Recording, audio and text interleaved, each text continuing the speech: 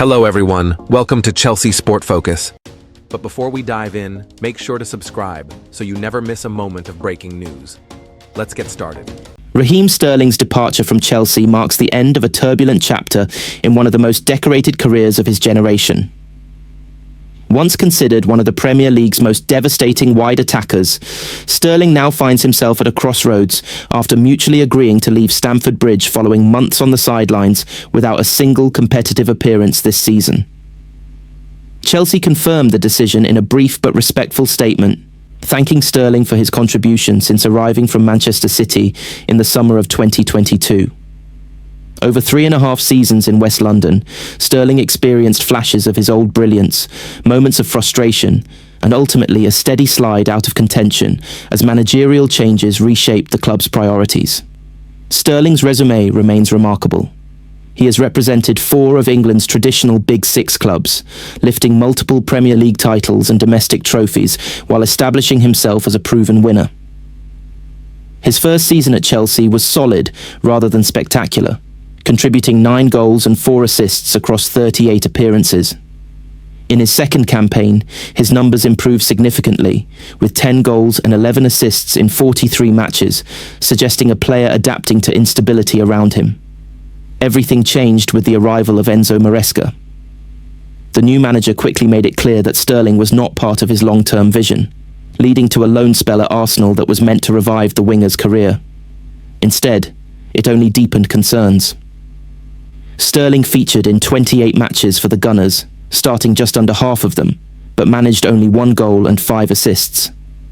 His influence waned, and confidence appeared to drain with every passing week. Sterling's wages proved to be the biggest obstacle. Earning close to £300,000 per week, he became an unattractive long-term investment for clubs unwilling to gamble on a player whose form had declined and whose explosiveness no longer consistently separated him from defenders. As interest cooled and options narrowed, an amicable termination became the most logical solution for all parties involved. Now a free agent, Sterling still believes he has unfinished business in the Premier League. At 30, he is not ready to walk away from top-level football, and several English clubs are quietly assessing whether a reset could unlock something close to his former level. Tottenham Hotspur have emerged as one of the most intriguing possibilities.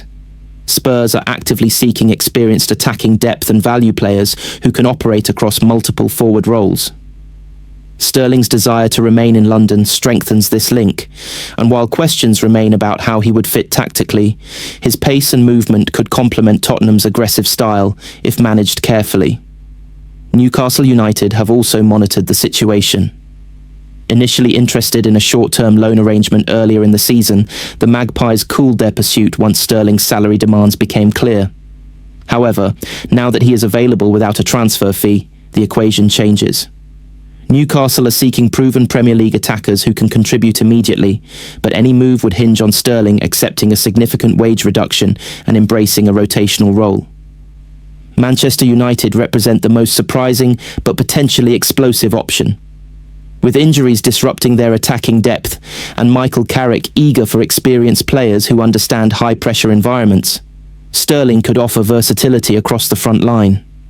His familiarity with elite expectations and tactical systems could prove valuable in stabilising a forward unit that has struggled for consistency. However, United would be making a calculated gamble, hoping that confidence and clarity can revive a player who once tormented defences weekly.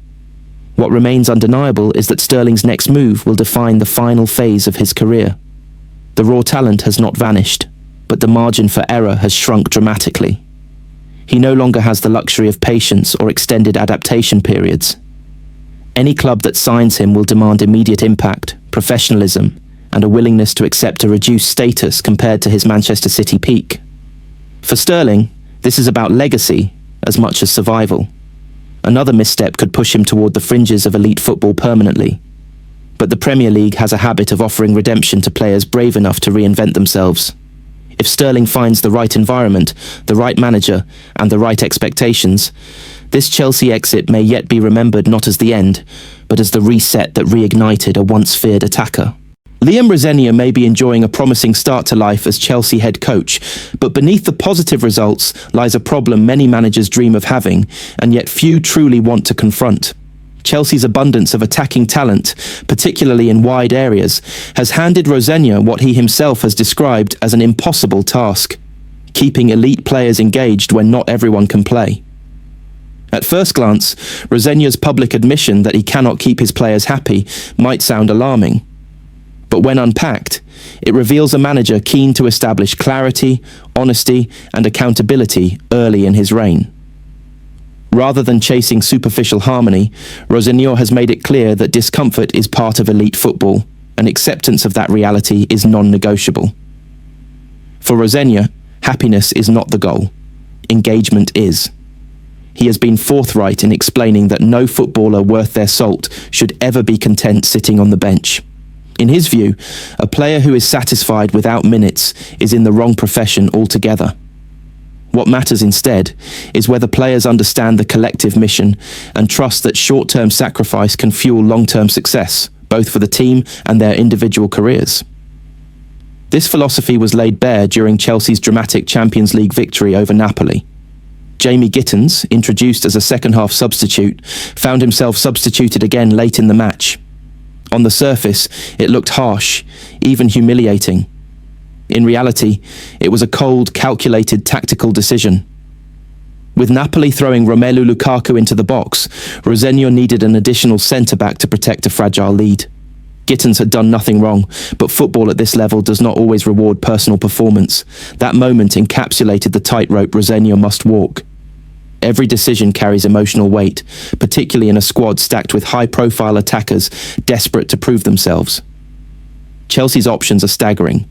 Jamie Gittens, Estevao, Alejandro Garnacho, Pedro Neto, and Cole Palmer all expect to be central figures. The problem is simple and brutal.